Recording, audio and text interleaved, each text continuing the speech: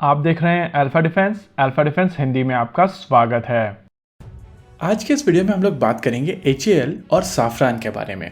आज HAL और Safran के बीच में काफी इंटरेस्टिंग अग्रीमेंट हुआ है। साफरान का हेलीकॉप्टर इंजन डिवीजन और HAL मिलकर एक जॉइंट वेंचर बनाएंगे जो भारत में एक हेलीकॉप्टर इंजन डेवलप करेगा और इस इंजन का प्रयोग इंडिया के आने वाले हेलीकॉप्टर प्रोजेक्ट IMRH में किया जाएगा। आमतौर पर फाइटर जेट इंजन्स को लेकर हम लोग बहुत सारी बातें करते हैं, लेकिन हेलीकॉप्टर्स के इंजन्स को लेकर इतनी ज्यादा बातचीत नहीं की जाती है। आप में से ज्यादातर लोगों को ये चीज पता होगी कि जितने भी इंडिजिनस हेलीकॉप्टर इस समय भारत में उड़ रहे हैं, चाहे वो ALH ध्रुव हो, लाइट कॉम्बैट हेलीकॉप्टर हो, लाइट यूटिलिटी हेलीकॉप्टर हो या HAL रुद्र हो, ये सारे के सारे हेलीकॉप्टर्स शक्ति इंजन से पार किए जाते हैं और शक्ति इंजन साफरान के RDDN इंजन का मॉडिफाइड वर्जन है। वैसे RDDN इंजन के दो वेरिएंट हैं, एक है RDDN 1 और दूसरा है RDDN 3। भारत की तरफ से RDDN 1 इंजन का प्रयोग किया जाता है और इसके तीन अलग अलग वेरिएंट जैसे कि RDDN 1H जो HAL ध्रुव में यूज किया जाता है, RDDN 1H1 जो LCH में यूज किया जाता है और RDDN 1U जो लाइट यूटिलिटी हेलीकॉप्टर में यूज किया जाता है। ये तीनों के तीनों इंजन भारत में बनाए जाते हैं और इनकी असेंबली के दौरान इन इंजन्स में जाने वाले बहुत सारे कंपोनेंट इंडिजिनसली सोर्स करके ऐड किए जाते हैं। RDDN 1 इंजन 1300 से लेकर 1500 किलोवाट तक की पावर जनरेट कर सकते हैं और इसी वजह से सिंगल इंजन कॉन्फ़िगरेशन में इन इंजन्स का प्रयोग करके 5 टन का हेलीकॉप्टर और 2 इंजन का प्रयोग करके 8 टन का हेलीकॉप्टर पार किया जा सकता है। अगर आप सिंगल इंजन कॉन्फ़िगरेशन की बात करें तो LUH इसका एग्जाम्पल है और डुअल इंजन में ALH, रुद्रा और LCH है। लेकिन अगर IMRH की बात की जाए तो ये हेलीकॉप्टर 13 टन कैटेगरी का हेलीकॉप्टर होने वाला है, यानी कि अप्रोक्सीमेटली हम लोग यहाँ पर एक ऐसा हेलीकॉप्टर देख रहे हैं जो एडवांस लाइट हेलीकॉप्टर यानी कि ध्रुव की तुलना में दुगना पावरफुल होगा।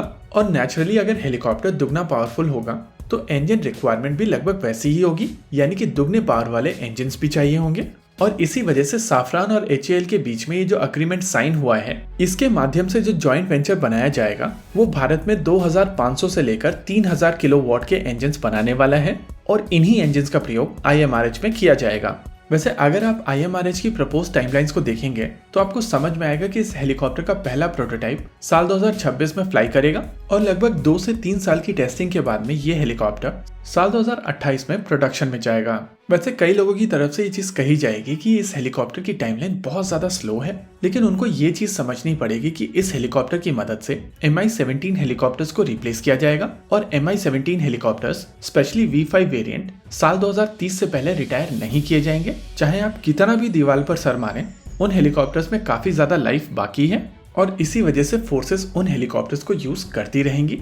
वैसे इस टाइमलाइन के चलते HAL के पास में काफी समय है और इसके डेवलपमेंट के लिए बहुत ज्यादा रिसोर्सेस अलोकेट करने की जरूरत नहीं पड़ेगी, यानी कि हेलीकॉप्टर के डिजाइन में बहुत ज्यादा एफर्ट और कॉस्ट नहीं लगेगा, जिसके वजह से डेवलपमेंटल साइकिल भले ही लंबी होगी लेकिन उसकी कॉस्ट कम होगी।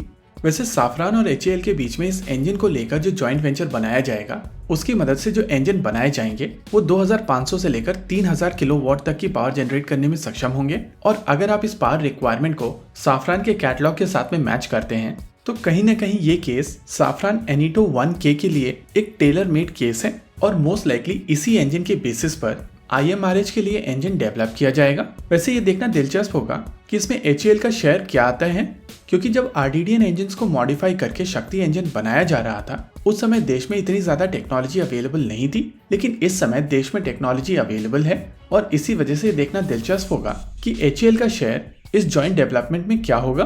ओवरऑल ये डेवलपमेंट काफी पॉजिटिव है और होपफुली इस जॉइंट डेवलपमेंट के चलते जो इंजन भारत को मिले उसमें ज्यादा से ज्यादा इंडिजिनस कंपोनेंट्स हो। इसी नोट पर आज के इस वीडियो में रखते हैं केवल इतना ही। वीडियो को अंत तक देखने के लिए धन्यवाद। देखते रहिए अल्फा डिफेंस। जय हिंद।